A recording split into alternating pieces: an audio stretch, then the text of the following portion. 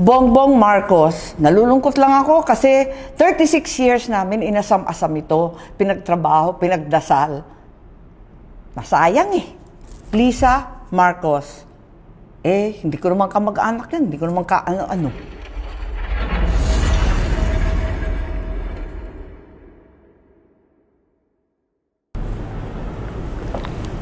Magandang araw po, Senator Amy Marcos. Naglagay po kami ng mga protest placards sa inyong harapan na may kaakibat na mga katanungan. Unang tanong, may 3 rally bukas. Saan po kayo pupunta at bakit? Luneta, sa palagay ko karambola yan. Sari-sari yung agenda dyan. Mahirap yata. EDSA Shrine.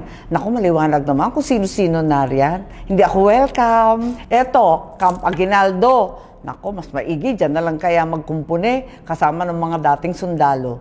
Meron pong 4 na opisina. Ano po ang maigsing mensahe nyo sa bawat opisina na ito? Malacanang.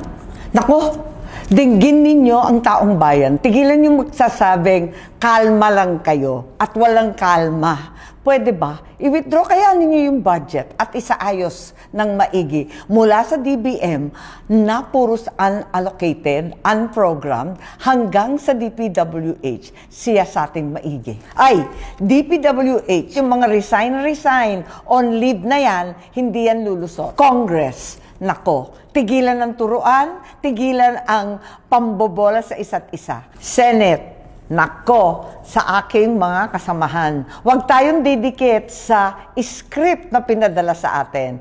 Yung maliliit, nako, mga butete, dilis, sardinas, ipon, yan lang ang hulihin. Tama ba yun? Tigilan na ang small fry. Big fish ang hulihin. Meron pong 4 na placards ng mga kamag-anak nyo. Kanino po kayo pinaka-naiinis? Ano nga bang nandito? Sandro Marcos. Nanghihinayang ako, kabata-bata na damay dito sa gulo. Bongbong Marcos, nalulungkot lang ako kasi 36 years namin inasam-asam ito, pinagtrabaho, pinagdasal.